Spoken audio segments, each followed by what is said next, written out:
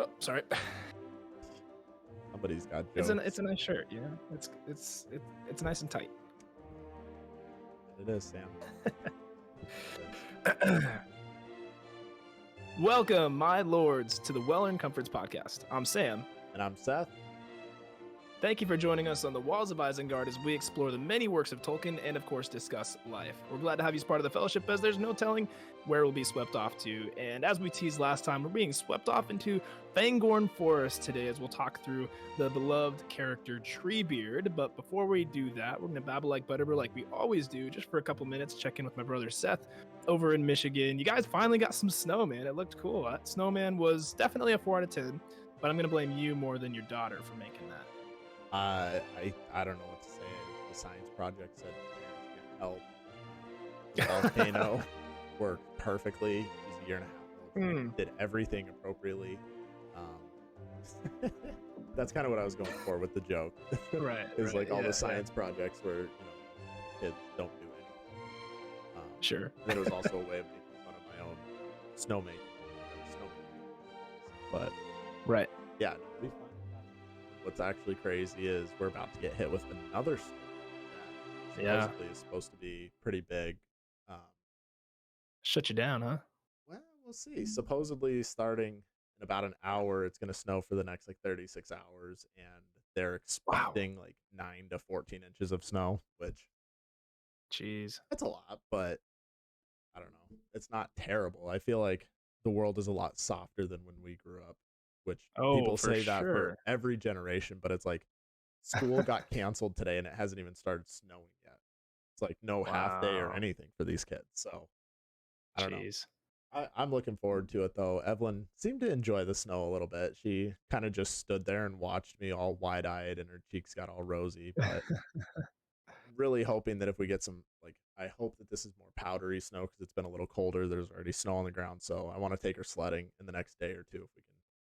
It'd be so fun. We can make it happen.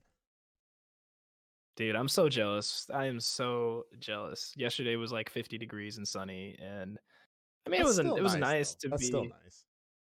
Yeah, and it was. I mean, we've had a lot of rain. We've had a lot of cloudy days. I had a guy come like a door-to-door salesman trying to sell me on solar, and I was like, "We don't get enough sun, bro. That would be a waste of money to do that." He's like, "Oh, look at all the money you could save." I'm like, I mean, for how much it's going to cost me to get them installed, I mean, maybe over time, but I was like, I just don't. I think the idea is that solar replace your payment for the solar panels replaces they create enough energy to replace your bill for electricity. So in theory, you're not paying any different until you pay them off, and then you start making money off them. I think that's how they normally pitch it. Yeah, it was something like that. But again, I mean, mom and dad in Colorado, sure, yeah, it makes perfect sense. Yeah. Especially the way our house faces, it's I don't see us getting enough sun. I mean, we've had one sunny day the last 2 weeks. I don't know. I don't think it'd be worth it. But that's cool. I'm glad that you get to spend that and kind of have those memories, those first real interactive snowfall memories with Evelyn. And I can't wait to see the videos of you guys sledding when that happens. Make sure to make a little ramp for her. She can pop off that, Yeah, we'll see. We'll see. It'll be fun. No, that's really cool. Yeah. Everybody doing okay though? Amanda's doing good. Y'all moving along all right? Yeah, life is just moving along. School's about to start up again, and honestly, I really don't. I'm not excited for it. I don't want to do it, but just like you finishing your degree, it's what you do because you have to do it. I'm taking 3 classes. I know one of them's advanced pharmacology, and then the other 2 are some research classes that I don't even know the name of, and they start in a week.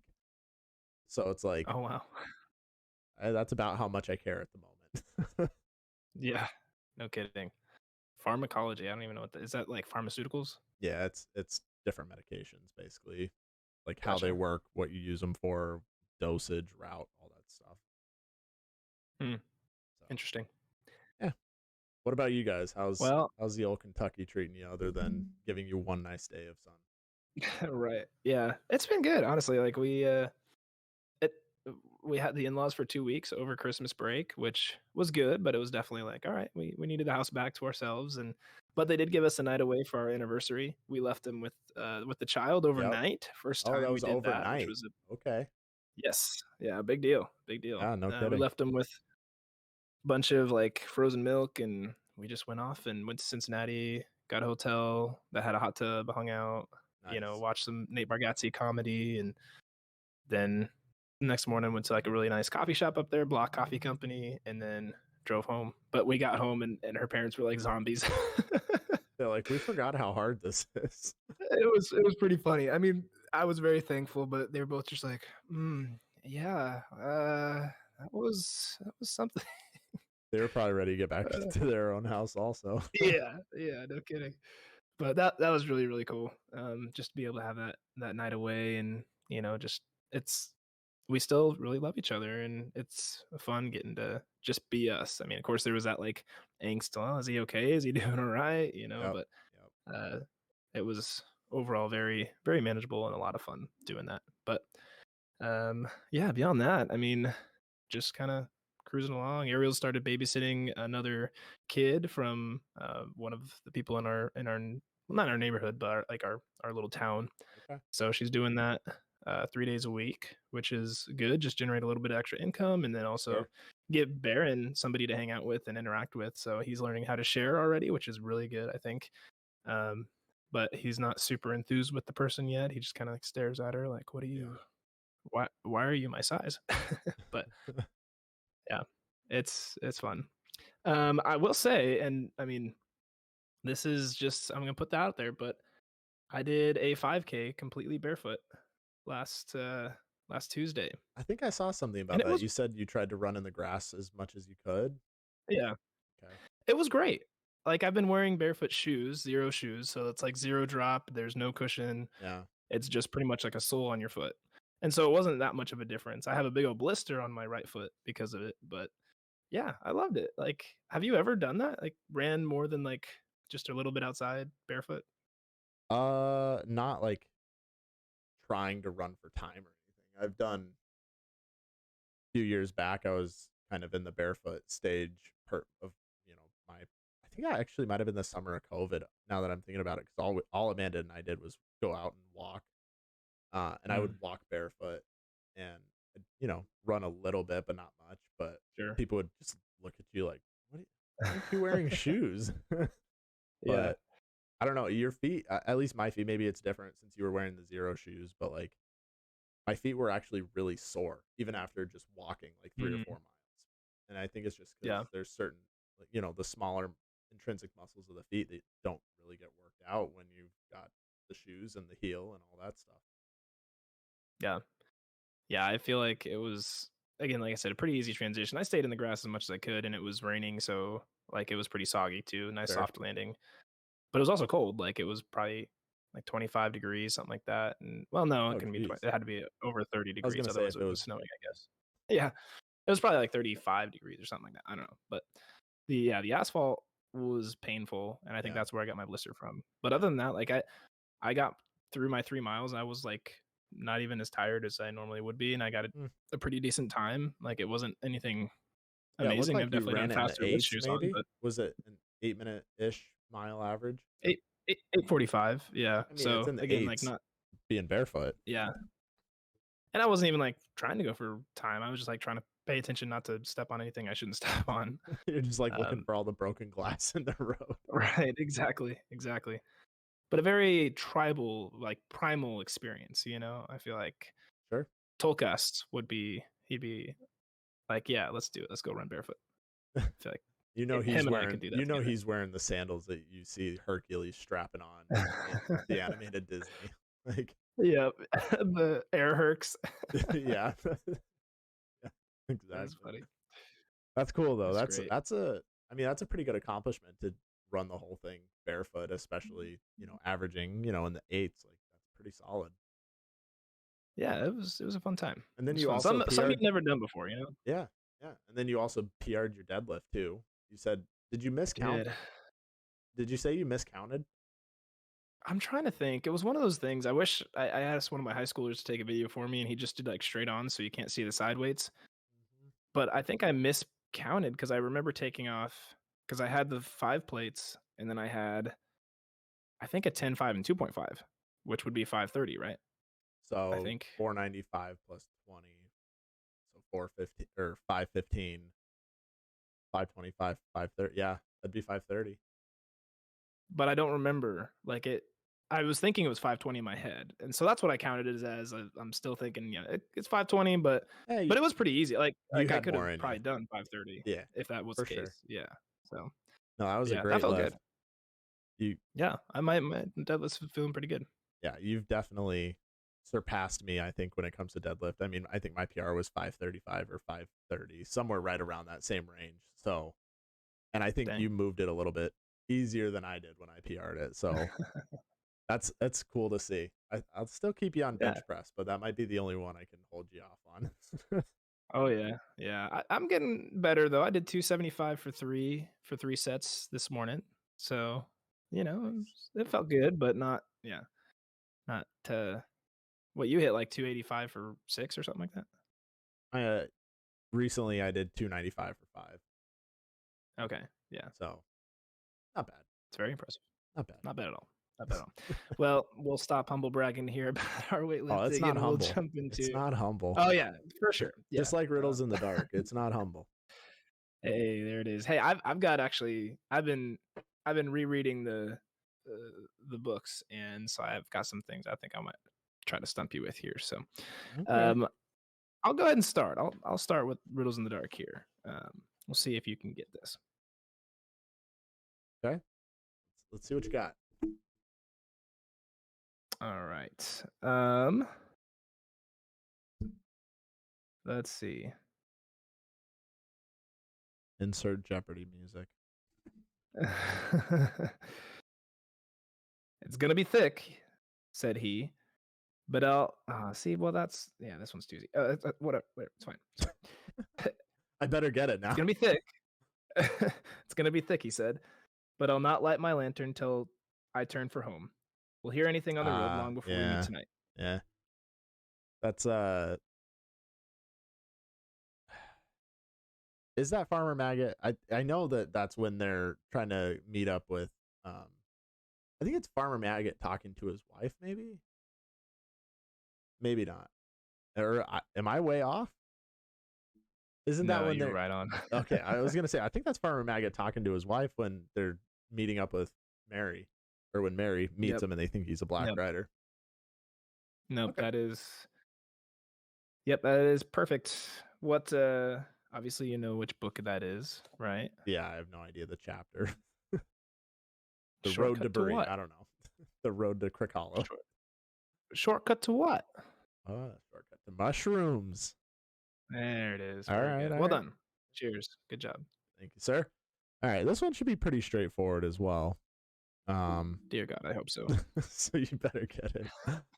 I've been so bad lately. Not a beggar, said blank. Say a captain of the Rangers, who are unused to cities and houses of stone. What was the second part? A captain of the Ranger? Not a beggar, said blank. Say a captain of the Rangers, who are unused to cities and houses of stone. Is this Samwise talking to Faramir in the Two Towers? No.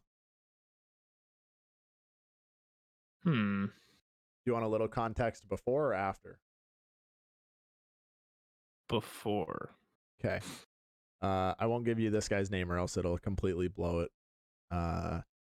Yet I would not have you remain like a beggar at the door.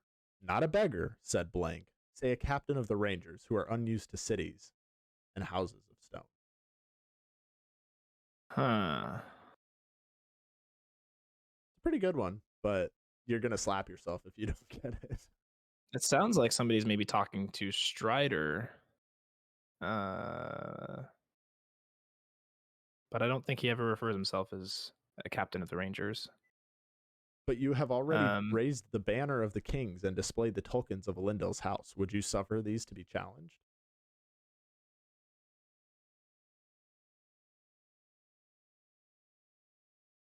What the heck, man? No, but I deem the time unripe. I have no mind for strife except with the enemy and his servants.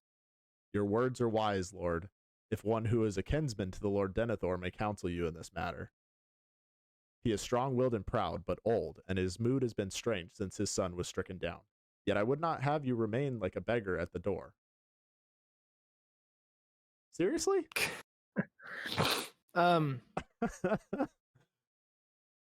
So is they talking to Gandalf then? Is Gandalf a captain of the Rangers? Well, no, but the beggar at the door. What? I don't. I'm not gonna lie. This is bad. This is real bad. This is really bad. This is very, very bad. I'm gonna say. All right, hold on. Let me give you a little bit more. This is after. Oh my gosh. And he commanded that his banner should be unfurled, and he did off the. That's a weird way of phrasing. And he did off the star of the northern kingdom and gave it to the keeping of the sons of Elrond. Okay, so is it? I guess it's. You don't know. What's the guy's name? The not Forlong the Fat, the other guy. No, that's the guy who was talking before, but he's talking to this person, and this person says, not a beggar, blank, said blank, say rather a captain of the Rangers who is unused to cities and houses of stone. So that's Aragorn, right? That's still Aragorn he's talking to. Yeah. Yeah. Okay, you made it seem like it wasn't Aragorn. Okay, no, all right. I never said that. Well, you made it seem like it. No. You're not. You don't get to backtrack on this one. Well, then it's obviously like Return of the King. It's when they are, I assume, heading. Is it the Great Company? Or not the Great Company. The I don't know which. What's the context? They're headed to.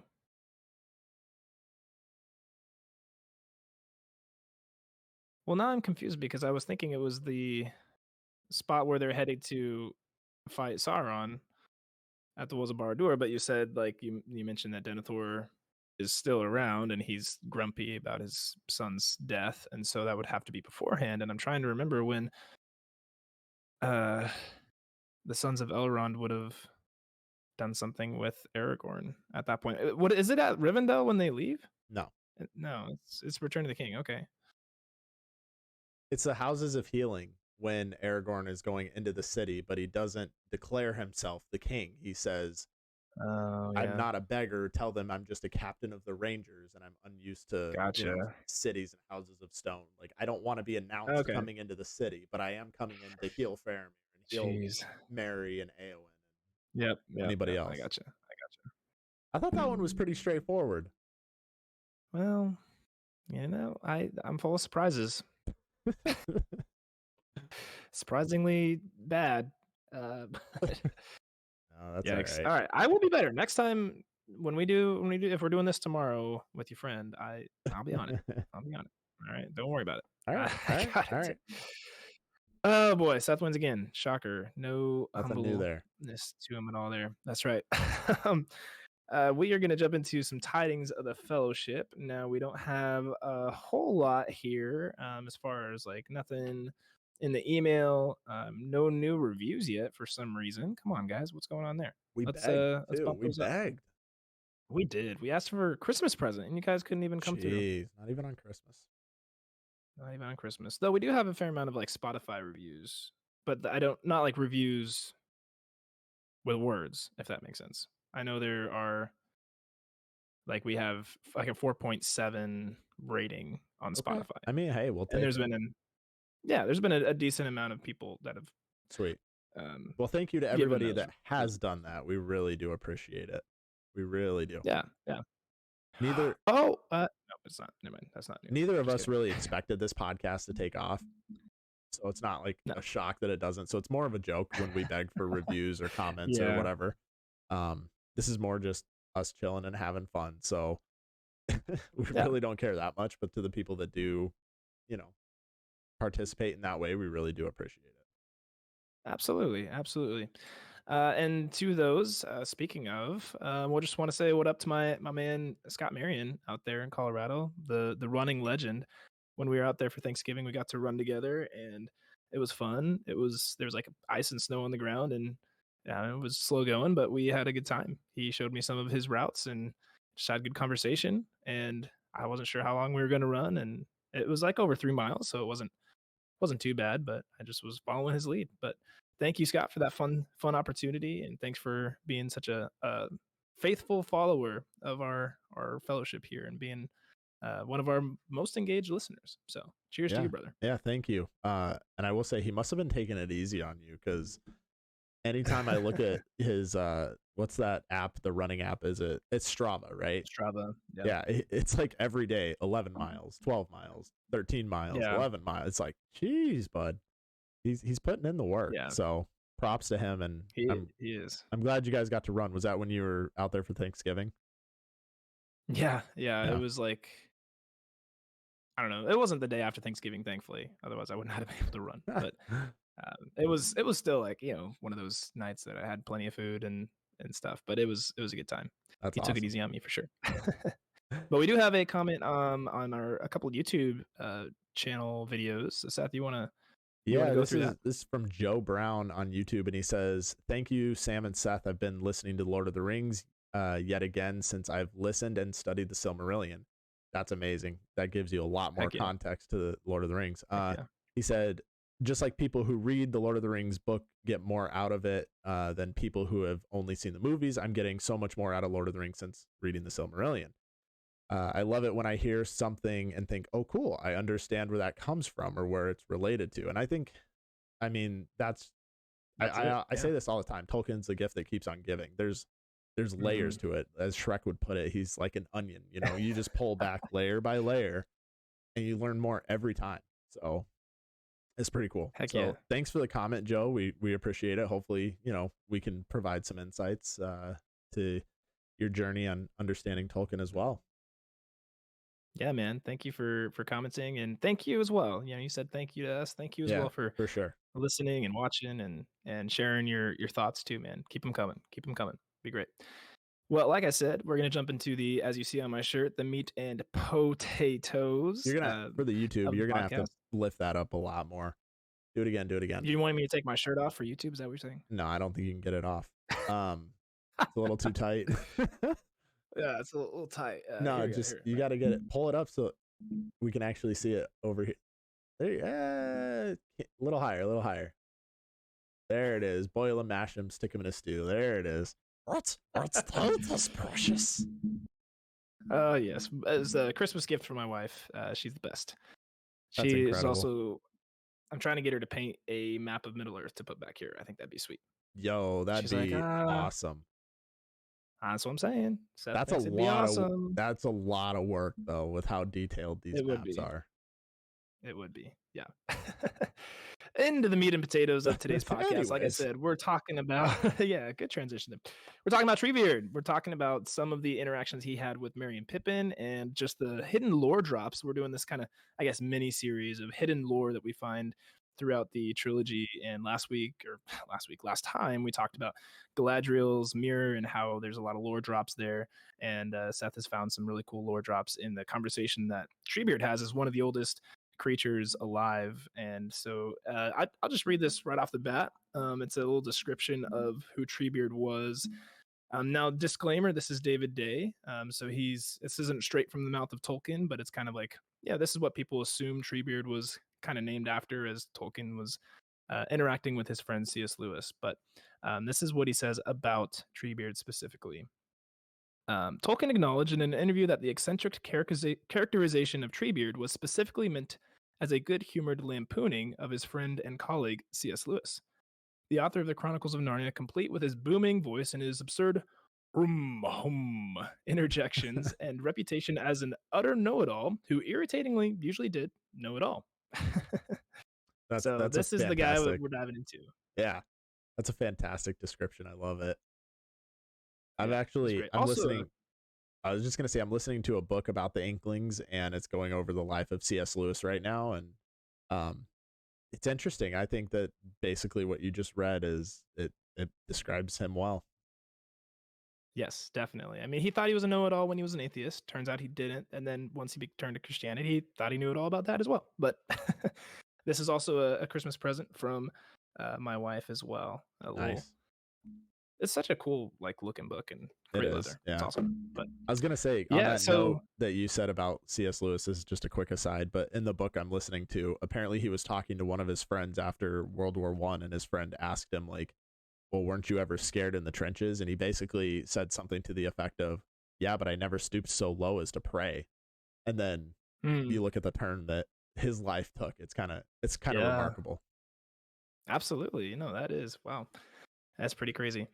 Well, yeah, let's jump into a little bit of quick origins of the Ents. Seth, you want to tell us how did these beings come to pass? Yeah, and I could go on and on and on about this, but we're going to keep it short because we really care more about Treebeard and his interaction with Merry and Pippin during this episode. But just a quick understanding of what the Ents even are. They were created by Eru at the behest of Yavanna, who is Aule's wife. Aule's the smith. He's the one that actually created the dwarves, kind of behind Eru's back, and then by the grace of Aule, or I'm sorry, the grace of Eru, Aule's beings, the dwarves, got to live. And this actually kind of worried Yavanna because she cared about nature and things that grow. And so she was like, well, who's going to protect my trees from Morgoth, the Mm, orcs, and also from the dwarves from chopping them down and men and all this sure. stuff. But it's interesting. She's worried about her husband's creations affecting her creations. Hmm. And so she pleaded with Eru to, send spirits into these trees. And I don't know if they were like Maiar, um, of lower ranking or something like that, but regardless, they were sent down to help protect the trees and shepherd the trees against the dwarves and the orcs and other perils. And they were also created right around the same time that elves came to awaken at Cuavianen. Yes, that's right. Sheep herders or tree herders, I guess. Yeah, so we decided we were going to jump into the chapter called Treebeard in the Two Towers of the book. And so I'm just going to give a little bit of a summary of the chapter so you guys know kind of what's going on and what's the context surrounding this. Then we're really going to dive down into some of the dialogue. And again, like I said, some of that lore too. So as we know, Pippin and Merry, they stumble into the Fangorn Forest as after they escape the orcs, and they come to a rocky hill where they are startled to meet Treebeard, or AKA Fangorn, an ent that they had overlooked as it quotes, old stump of a tree. An old stump of a tree. So again, you look at like the scale of things in Peter Jackson's world, it seems huge. And I guess to the Hobbits, he still would have been a lot bigger. But he was only what, like 14 feet, 15 Yeah, feet? I think It I wasn't like think he he was was like a 14. 25-foot tree. Yeah, Yeah, so an old stump makes sense that it's not like some big redwood or anything, just an old sure. stump of a tree. Um, but after, they have some conversing with Treebeard and they establish they're not orcs, they know Gandalf. And so Treebeard takes him back to the house where the hobbits tell him kind of the whole story up to this date, how they got there, but they left out the ring. Surprisingly, that Pippin didn't slip up and say something about that. But, they figured probably shouldn't mention that. That's a secretive thing. So, Treebeard decides he's got to do something about Sauron, and because these orcs have been destroying his forest, and again, like you just mentioned, he's supposed to protect the forest, and so he's thinking, I got to do something about this. And but yeah, after telling him how the Ents lost the Ent wives, they all fall asleep, and Treebeard sleeps standing up. Interestingly enough, he was laying down during the conversation so that the Ent drop didn't get to his head, which I want to Yep. have a conversation about Ent drop later. But then he sleeps standing up. But then the next day, he takes him to the Entmoot, where for 3 days, the Ents decide what they should do. And during this time, the hobbits spend most of their time with a young, hasty Ent, Quickbeam, who's one of my favorite characters, or Bregaland, as his, I guess, actual name is. But at the end of the chapter, the Ents decide to go to war on Isengard, and apparently are accompanied by groves of moving trees, and the chapter ends with them looking down on Isengard. So it's kind of the overview. Yeah, I was gonna say I love. I don't even think we have it in the dialogue, but I love when Merry and Pippin explain the story, and Treebeard does his whole like ho hum and he like thinks to himself, and then he says like, "You haven't told everything by a long shot, and you didn't say more than you should, but maybe not." Like the way he phrases, I forget exactly how it is, Yeah. but it's really well said. He's basically like, "Wow, these hobbits actually they spoke very wisely, and they gave good Hmm. information, but not too much information." Yeah, yeah, he says something to that effect, yeah, of like, "There's some things you left out, but you probably should." Kind of like, yeah, Yeah. it's probably a good thing you left that out. But definitely knowing like, yeah, I know you're not telling me stuff. Um, so we're gonna jump in. I just some of this dialogue that I just really enjoyed as Merry and Pippin are talking to Treebeard and talking about kind of their origins a little bit. They're getting to know Treebeard, and he asks them who calls them hobbits. So Treebeard doesn't know about hobbits, I assume at this point, obviously, because he thought maybe they're little orcs. Because he says it doesn't sound elvish, and he goes on to say that the elves made all the old words; they began it. And so it's interesting. Like he's like, thinking through all the elvish words, and hobbits does not sound like a Sindarin or Quenya phrasing, So Mhm. he's like, "Who calls you that?" And in natural Pippin fashion, he tells him, "Well, nobody calls us that. We call ourselves that." And I love this like response from Treebeard. He's surprised by this, and he calls them hasty folk. He's like, "You're hasty folk for calling yourselves that. Like, how do you have the confidence?" But he's honored by their confidence to have their name be like that chosen by them and not by the elves. But I was wondering as I was kind of preparing for this, do you know, do the elves have a name for the hobbits? Do they, other than like halflings, is there any No, say of origins in that? I don't think so. I mean, just to go back to Tolkien writing this, The Hobbit and The Lord of the Rings was written after the Silmarillion had really taken form in his head, and so they're not really mentioned, but they're just supposed to be kind of like an offshoot, if you will, of the race of men. So I think Yeah, hobbits are just what they call themselves, just like the men would call themselves like Brelanders or sure, sure. Gondorians or Numenorians or whatever. Yeah. Okay. Yeah, that makes sense. I just think it's interesting how, Treebeard's like, you're hasty for calling yourselves like having a name for yourself and not letting the elves name you kind Well, of thing. I think that, and I could be wrong, but isn't that more in reference to the fact that they give them their names right off the back, like bat, like I'm Peregrine Took and I'm Mariotic Brandybuck. Isn't Yeah. that more what he's Yeah. referencing, that they're willing to give up their own names so Yeah. easily? Yeah. It's in, like, the same lines of that, Okay. yeah, it's the same conversation, but yeah, on that point, the hobbits do tell Treebeard their names, and so there's yeah, Meriadoc, Brandybuck, Peregrine Took, and they kinda ask his name, and he said he won't tell him his, at least not his right name. This is what he says: "I'm not going to tell you my name, not yet at any rate. For one thing, it would take a long while. My name is growing all the time. I've lived a very, very long time, so my name is like a story." Which I love. Like it's not just like a one like you I mean, we just named Baron Baron, right? That's his name. Yeah. And it's going to be his name forever. But I love the idea of a name being a story.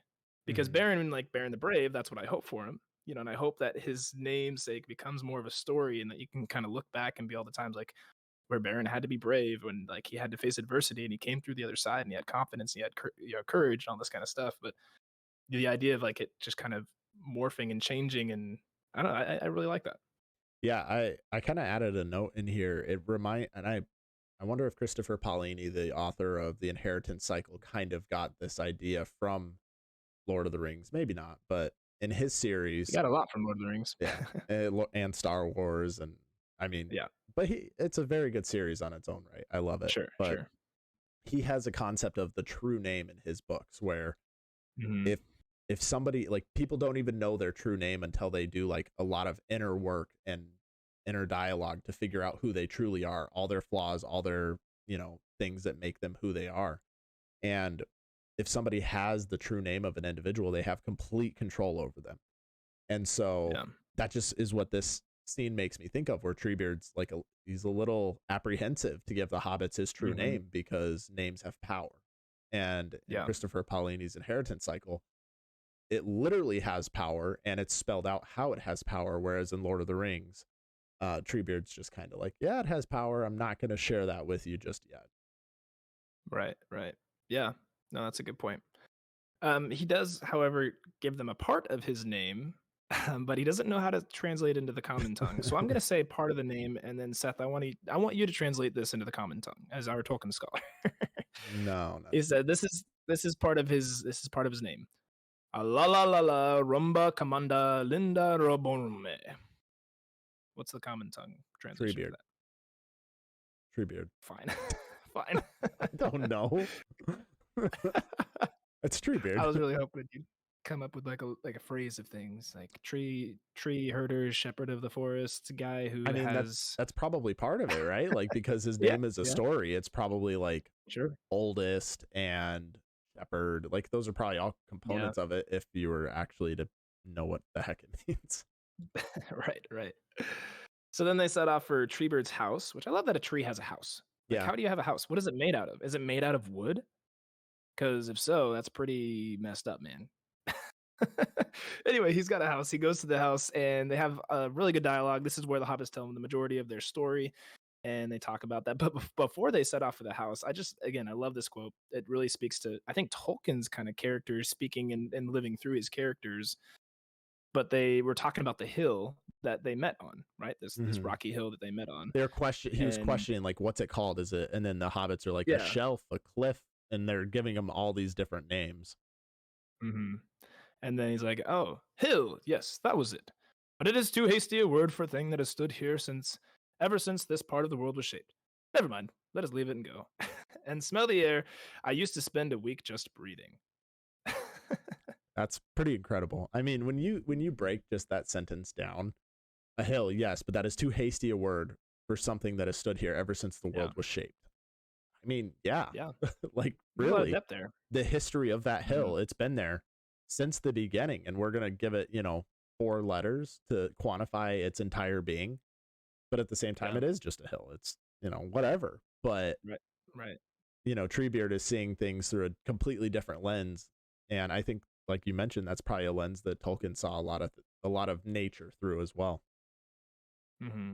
Yeah, and I mean that hill would have had a story of its own as well, and if we're going with the theme of story has name, like that hill could have had a plethora of names. I don't know. This is kind of maybe a fun exercise I might do of like writing my name as my story has come out, like recreating a name for me as a story, as Treebeard's talking about, based off of my life up to this point. How would you do that? Would you use phrases? Would you use singular words? I don't know. I'm thinking about it. Like, I'd probably do a combination of both. Descriptions, phrases, adjectives. I mean, just to put this in perspective, think about how long that name would be for you after, I'm sorry, how old are you? 25 now? 26? Ouch. 24? Yeah. Which one? 26. Okay. I know you were born in 97, all right? Yeah, gosh. I didn't want to do the math. 26. All right. Yeah. No, 27.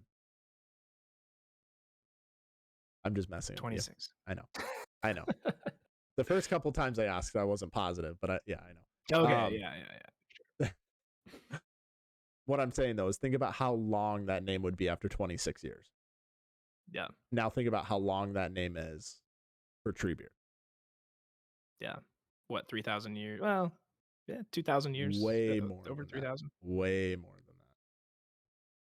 Well, it depends, because he was put on the earth when it was being formed, right? And I guess first age, second age, third age. Depends on when he plops into Middle Earth, but yeah, we can debate that later. I don't know. But yeah, you're right. You're absolutely right. It's a very, very, very, very, very long name. Yeah. So anyways, as the hobbits are being taken to Treebeard's house, made of wood, made of stone, hole in the ground, who knows, but it's a house supposedly. Yeah, sure. Maybe it's like a sacrificial thing for his friends that have died. They turn him into a house so that, like if somebody dies and you cremate them and plant a tree with their remains, like maybe, I wouldn't be making a house out of bones to like live in. That seems pretty morbid. He doesn't have bones, right? I don't know. Well, but to them, it would be their bones, right? Like that would... Yeah.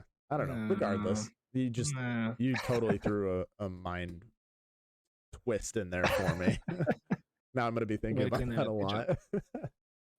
Anyways, on the way there, Treebeard just kind of starts chanting to himself. And if you're not familiar with the Silmarillion and the history that Tolkien has created in the Legendarium, you're just like, what in the world is he even talking about?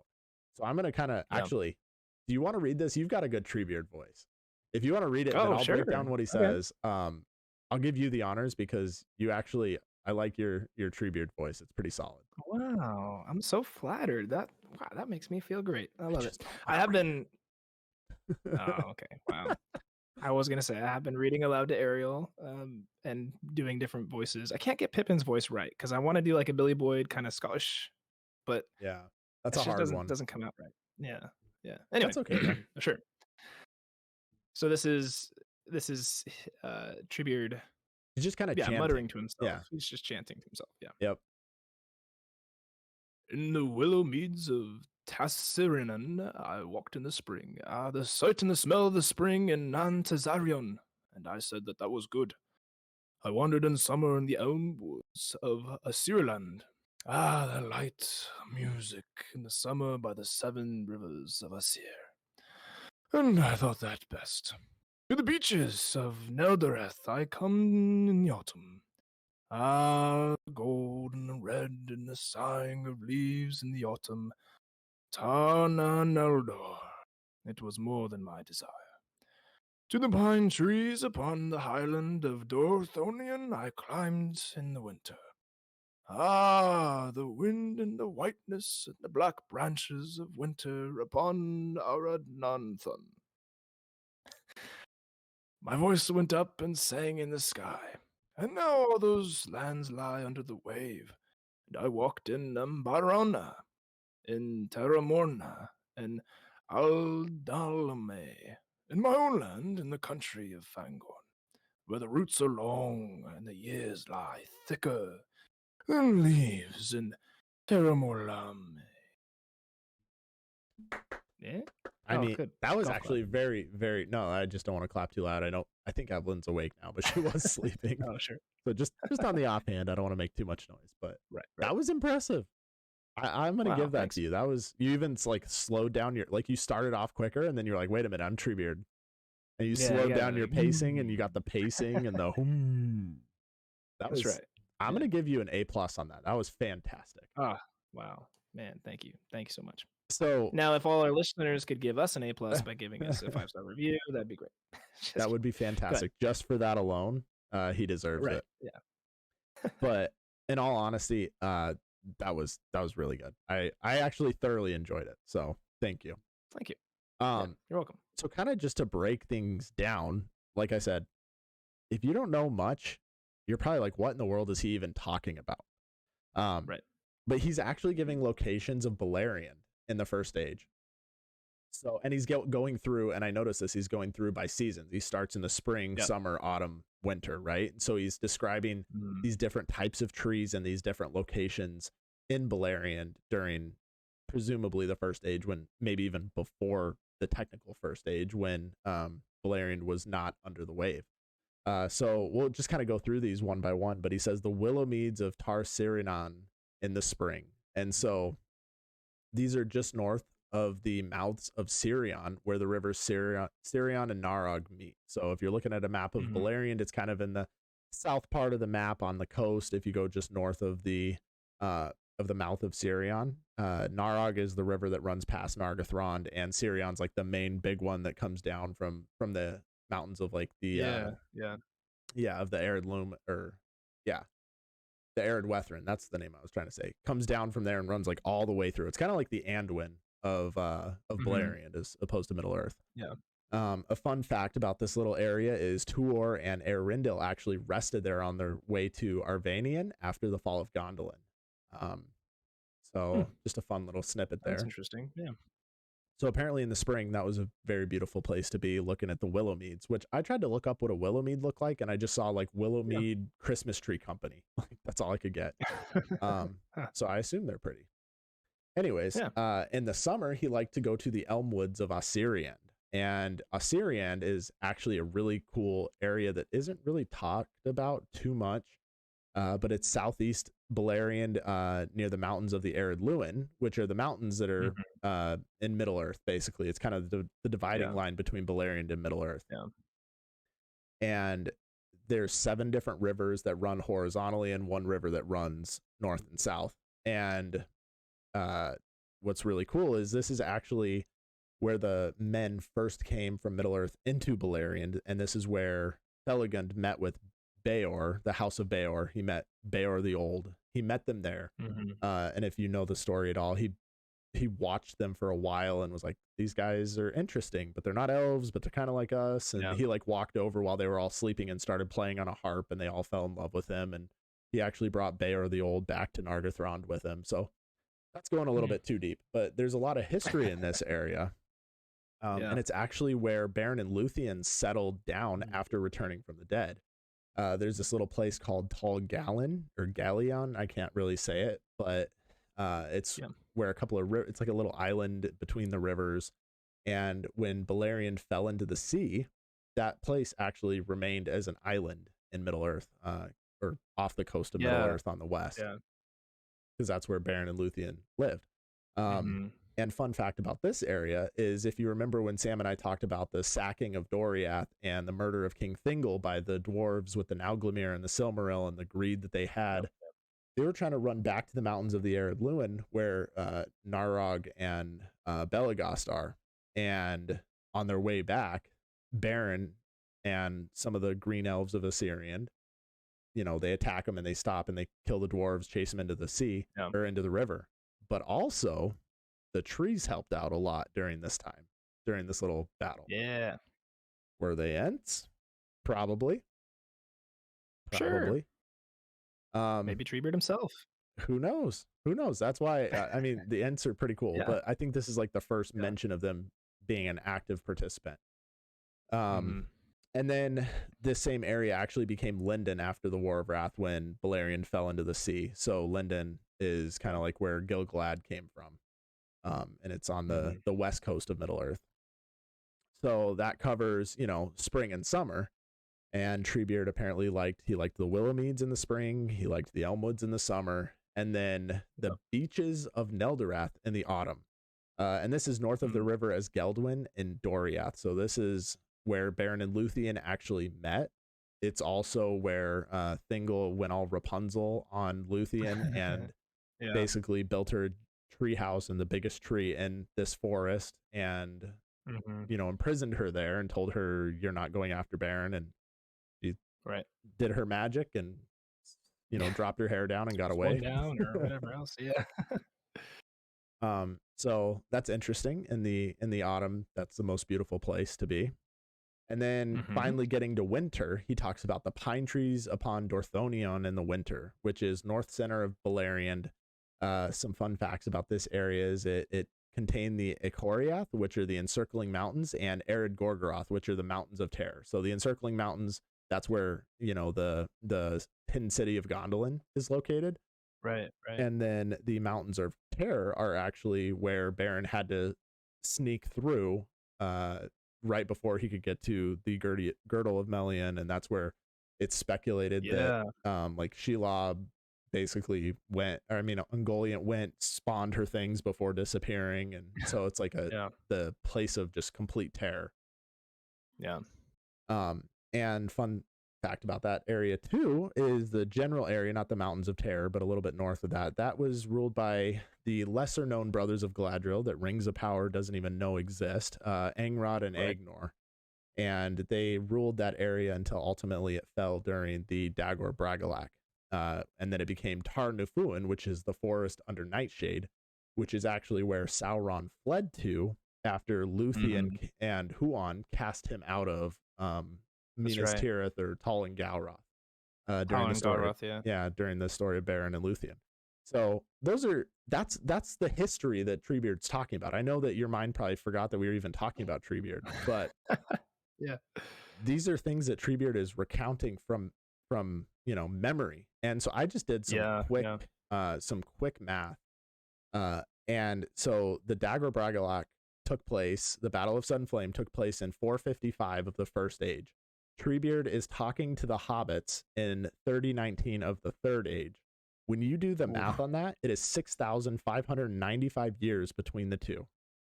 Okay, you're right. He's a lot older.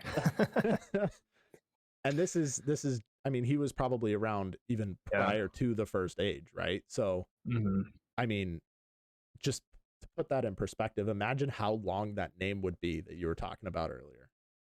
No, yeah, absolutely. It's That's crazy, and it also speaks to, again, the Easter eggs that Tolkien, like you said, Tolkien's the gift that keeps on giving. He's writing all this when his readers have no idea what's going on. The Like, they're just Silmarillion's not out yet.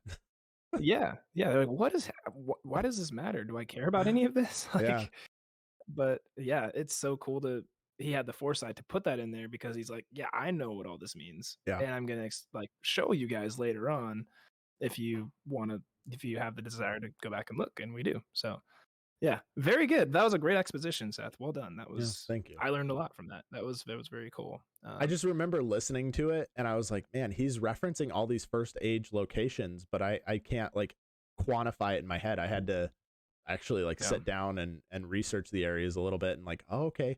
And so not only does that show that Treebeard's old, but think about how many miles he traveled too. So Fanghorn Forest is all the way, you know, it's east of the Misty Mountains, right? Right. It's right on the slopes of the Misty Mountains. So he's, I don't know what the distance is, but to travel that far over in Beleriand and then come back. And I mean, granted, I guess if you're 6,500 years old, you have plenty of time to walk around, but sure, he's quite the traveler too. Absolutely. I was thinking about that too. I mean, he talked about, and now all those lands lie under the wave. So obviously talking about the reshaping of the world. And, I mean, I imagine like, how did he have like the foresight to go to Middle Earth before anything? Like, how did he make that journey to where he would be safe and not have to deal with all of that? I don't know. Right. But right. Yeah, pretty cool stuff. Yeah, thank you for that exposition. We're going to go a little bit further in the chapter. A couple extra things we wanted to talk about here before we close up here. But obviously, the hobbits get to Treebeard's house, and he gives them some int draught, and he even drinks it himself. And like I mentioned earlier, he lies down on his bed. Which again, what is his bed made of? Is it another tree? Is he lying on a tree? He says, "I want to lay on this bed so that the int draught doesn't go to my head." So I guess it's maybe kind of like alcoholic too. Like if you think about it, like if you're drinking while you're sitting down, it doesn't really do a whole lot. If you're standing up, like you're wobbling around a little bit. Like again, if you had plenty to drink at that point. But I mean, that's kind of what my mind went to when he was thinking. And obviously, Tolkien loved beer; he drank a lot of it, and so he would understand this feeling. But the hobbits also drank it, and it didn't necessarily make them feel any kind of like tipsy or anything like that. But it grew them, like they grew taller because of that. So what is this int draught? What is it? What are your thoughts? I really don't have many thoughts on this because I just have no clue. It would have been fun to try to research that a little bit and see if Tolkien ever talked about it, but I mean, if you're speculating, it's perhaps something that, well, do you think that I don't know. I don't think he would like cook or anything, right? He doesn't have to. So does he like brew things? Maybe he brews things. So maybe it's like the water specifically from Fanghorn running, you know, the snow melt from the mountains running through the rivers. Like it's a specific type of water. And maybe I'm like, if he brews like sage or something and it, you know, just a random like herb, he's like, those are his friends too. So it's like dead plants and all that. Dead plants could be a distant relative. That's what I'm saying. Like, yeah, you've created quite the conundrum in my head now. Just, you know, this is what your brain is thinking about, all the history and the beauty and connections, and in my mind's like, is he eating like or drinking himself or like his friends or what is happening? Oh, that's just how my brain works. But that's hilarious. Yeah, interesting stuff. I really don't know. What do you think? I don't know, man. I feel like it's and again, forgive me for my infant thinking at this point with a 5-month-old baby, but I feel like it's kind of like his nourishment, like breast milk would be to a kid. Like I don't know if he's the one that produces it. Obviously, I think it's water from maybe the springs from underground that feeds trees, you know, or a mixture of like the rain and the water that feeds the trees. But yeah, he just kind of pools it up and has it there for whenever he wants to drink from it. But it's specific to these trees to act as their nourishment of what they need, because it doesn't. I mean, he makes no mention of eating anything specifically, right? Well, and trees don't eat, right? So they get all their nutrients from photosynthesis and then from the ground and absorbing, you know, all the water and all that. So it's like, but it has an effect on Merry and Pippin too, but not the same effect. So right, yeah. I mean, if Just different. Treebeard's been drinking this for 6,500 years, you think he'd grow a little bit, not only be Sure. 14 feet tall, if it had the same effect. So it clearly doesn't have the same effect on him that it does the hobbits. Mm-hmm. So maybe to him, it's just like the what is it, the well of immortality or the fountain of youth or whatever. I Yeah, mean, yeah, could be. I don't Sure. know. Yeah, could be. Could be.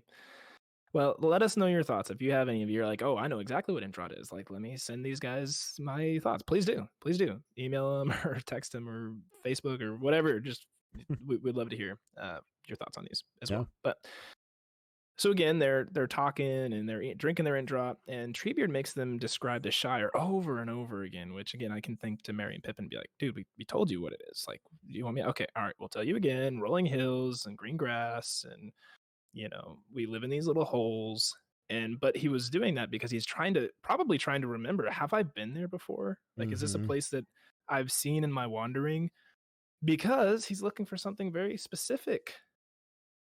He's looking for the ladies, the hot Looking for. babes. He's trying to catch some tail. I love when I think it's Mary. I forget if it's Mary or Pippin, but I think it's Mary. He's like, "I'm sorry that they died." And he's like, "Died? I did Yeah. not say they died. We lost them." Now we can't find them. Yeah, so obviously, you have some thoughts here. What's your Entwife theory here? Because they've lost the Entwives, so now it's just the Ents that have survived, the orcs, that have survived time and natural disasters and all that. So they can't procreate, right? So it's just because, again, Pippin's like, why are there so few of you if you've lived so long? Right. Because they can't procreate. They have no Entwives. There's no They can't make any Entings. So it's just sad. It is sad.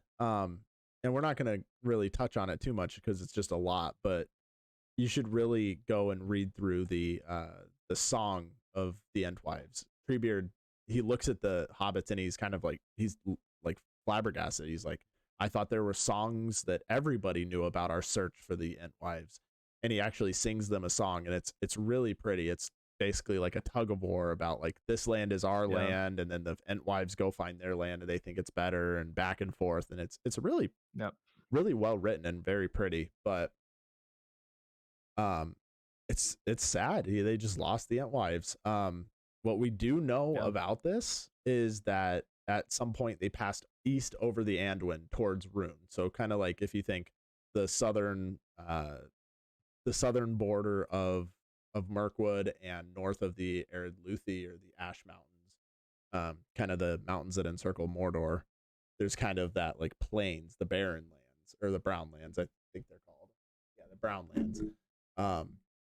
They probably just wandered over there, and I know they created like all these farms and stuff, and they tended these gardens, and it was beautiful. But then during the wars of Sauron and the elves, it's speculated, I think Tolkien said in one of his letters, he actually said that they were likely all destroyed by Sauron, or if any of them lived, they either went so far east that nobody could find them, or they were enslaved by tyrants for economical and agricultural purposes, which I find very interesting because to specify economical and agricultural purposes, obviously that's what the Entwives would be very good at, but it's really Tolkien using, I mean, they're trees, right? And so I think that's how Tolkien saw progress in a lot of ways. He saw the deforestation, and he saw, the disregard for nature by people that he deemed tyrants, and he saw all this as just,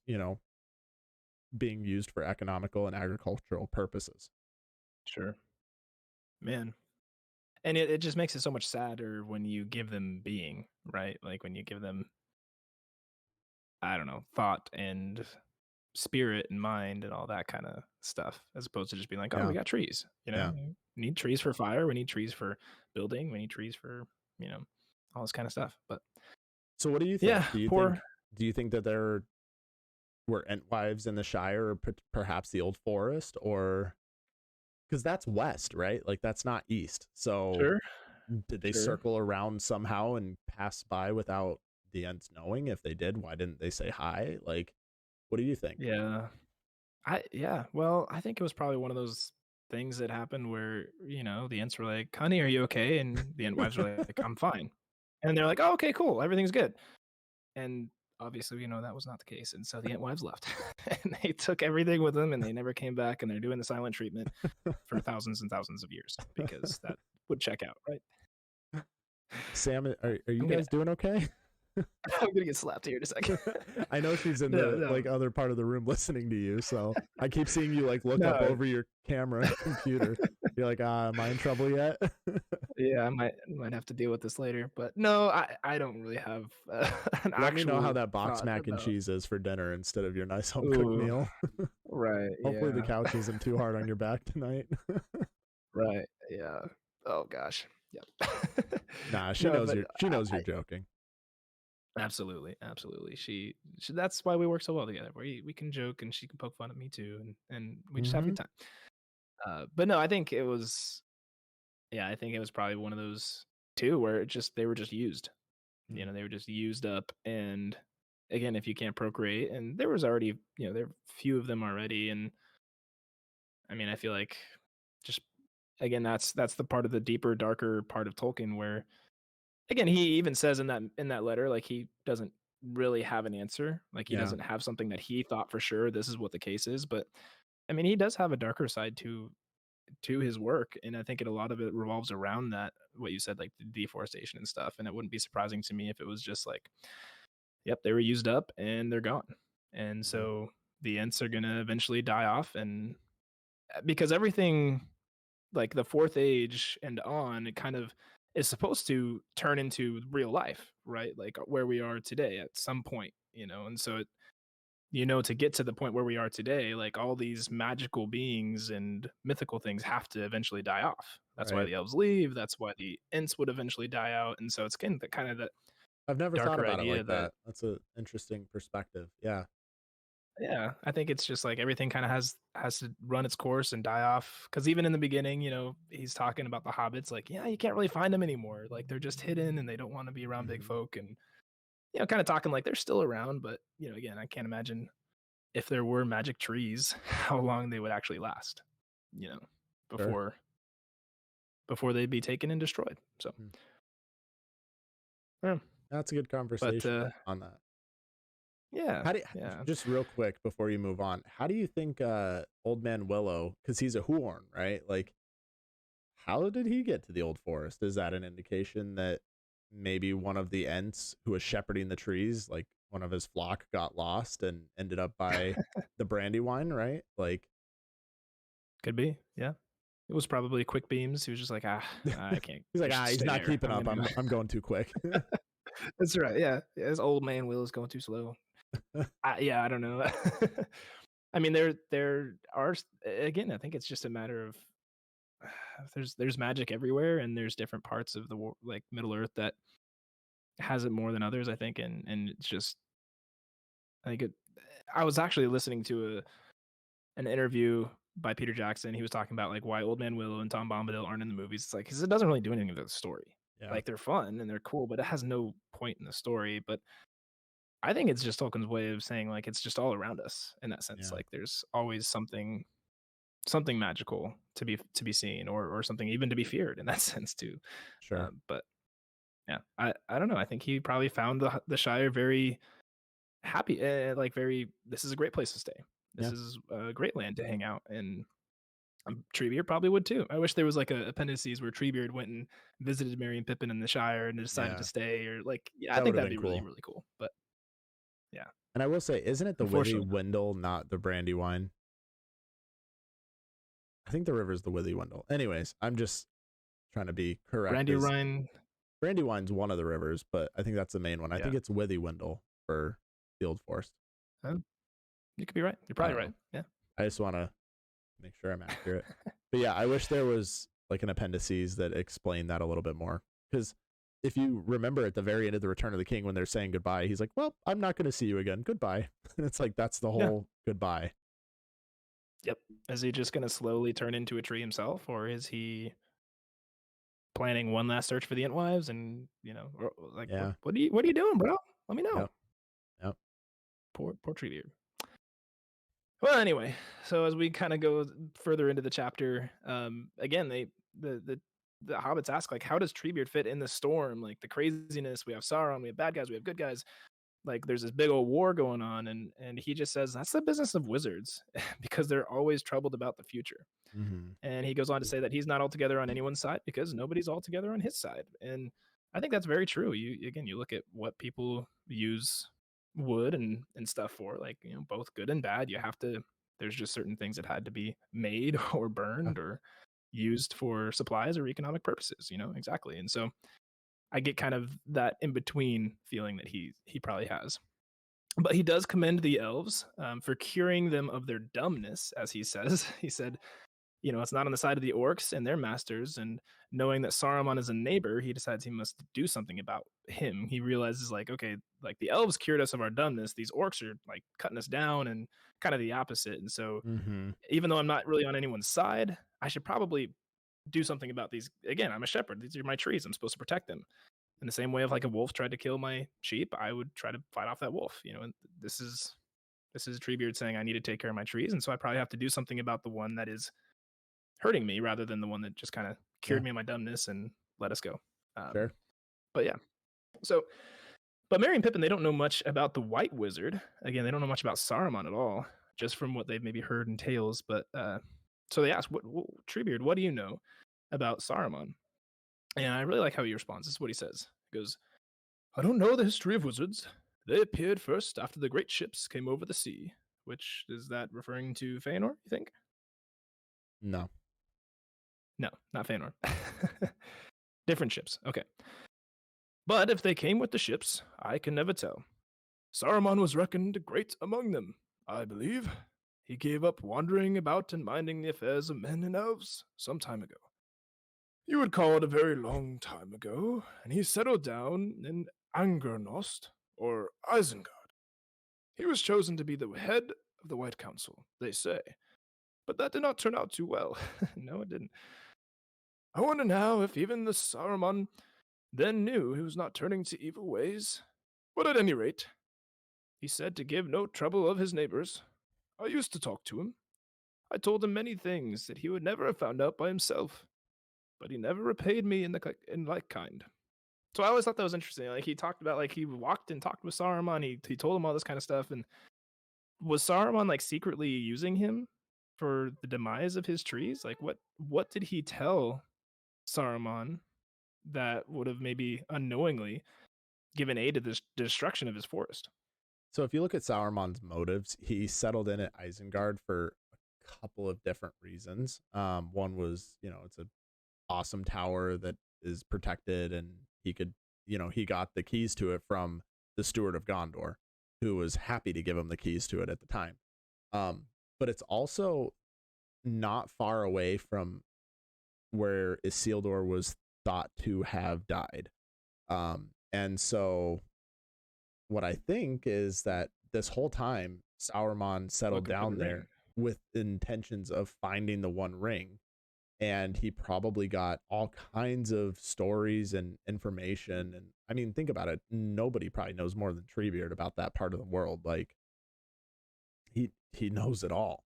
And then Treebeard probably also knows a lot about the goings on outside of his realm as well, just from, the other trees or the birds or whoever he communicates with. So I think Sauron was just using him, just straight up using him.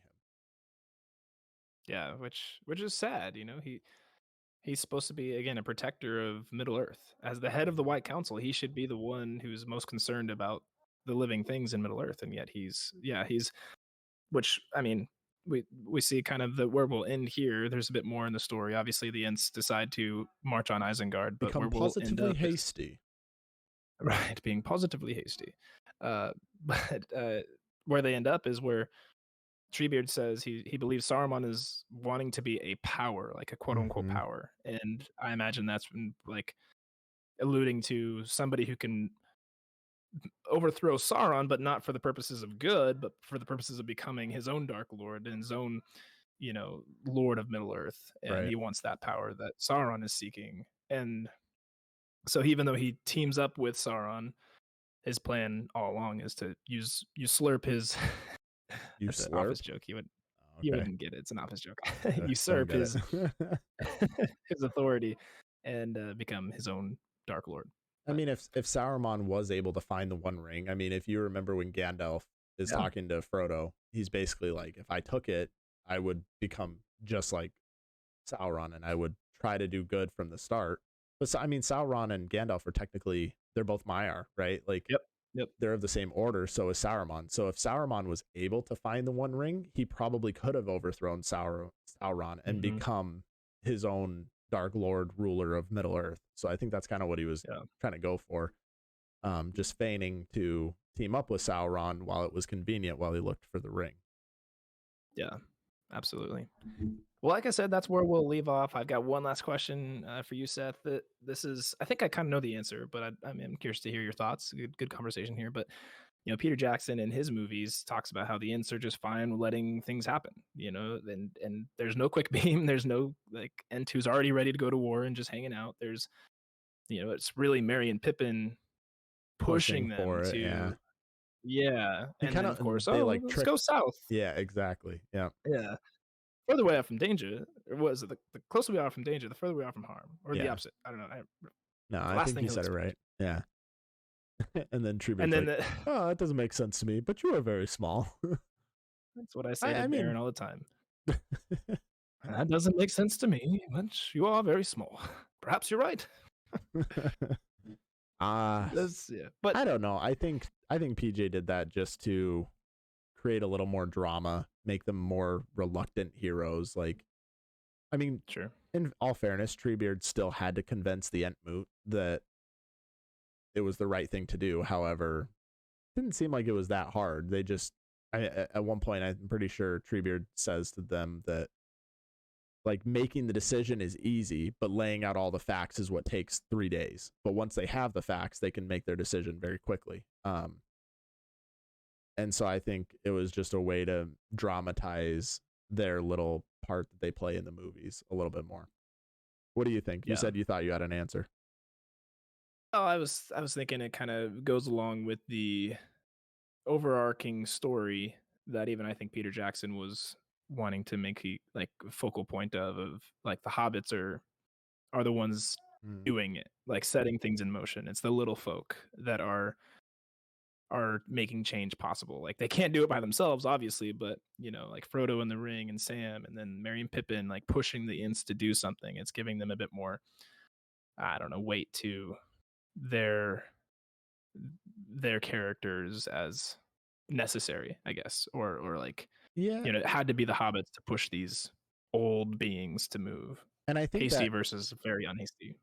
I think that is in the spirit of Tolkien, because Gandalf even says at some point, and I don't remember the exact quote, it's just ringing a bell hearing what you're saying. Gandalf says something about like the coming of those two hobbits to Fanghorn will set chains of events in motion. And so I think maybe Peter Jackson is trying very hard to tell you that happened rather than showing you that happened, which is maybe film versus writing. Tolkien was able to just show you that their arrival there, he was able to show it through the plot, whereas Peter Jackson, with the limited amount of time, he had to tell you that that's what was happening. Yeah, that could be. Yeah, I think that quote you're talking about is I think is Gandalf in the movies. It probably in the books too. I hope it is. I'm pretty sure it is. I'm pretty sure it's still in the books. Maybe not the exact same phrasing, but because he talks about like because Gimli's like, are we just gonna leave the hobbits? Like, what's going on? And he's like, no, they're safe, and like they're setting in motion now. Like the trees are gonna wake up. Oh, that's good. Like, so he talks about that. I'm like 98% sure it's in the book still. It's just phrased differently. Sure. Yeah. Well, cool. Any last thoughts on our old bearded friend of a Treebeard? Not really, other than just the creativity of Tolkien to personify every little thing in his world. I mean, there's magic in everything, even if it's not overt magic like we talked about with the Mirror of Galadriel and stuff like that, but a talking tree, that's magical, It's really cool how he uses, I don't know, I don't want to say like the messaging that he uses, because in today's day and age, it's all about the message, right? Like, but Tolkien did it in such subtle ways that you don't even notice it's there unless you kind of look at it and study it. And he's using the Ents as like his disrespect for an industry, really. That's what he's, paralleling the Ents to, but it's not in your face so much that that's all you can think about. Like, oh, here we go again. He's preaching at me, but he does it in a very creative way. So I don't know. I love the Ents and Treebeard is the whole ho hum, like, which you do very well. I have to give you props. You do very well at, but wow, thank you. I like him. Yeah, me too. It's a fun character to kind of dive into a little bit. And again, there's so many different twists and turns as you go through the trilogy, you go through the Silmarillion, and then but how it all fits together, and even like the lore that we just talked about. And there's so much detail on such a large scale, but then also microscoped in a small scale in moments like these where you could just keep going and going and going and going, which is a lot of fun for you and for me, Yeah. So I'm very thankful for it. But yeah. Yeah, no, this was a fun one. Thanks, man.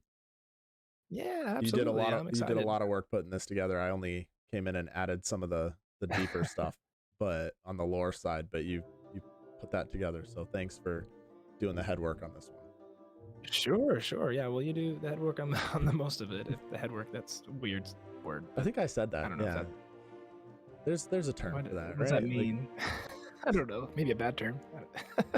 Come on now. Anyway, sorry. It is time. It is time. Yes, for Gondor to call for aid. We're breaking the halls of Medicel and we're shouting, "Gondor calls for aid." Will you, Rohan, answer? If you enjoyed the podcast, please light a beacon of your own by sharing it with some fellow friends and fans. And also, don't forget to like, subscribe, leave a review, make a comment on our YouTube videos as well. We'll read them on the podcast here as we did with Joe Brown.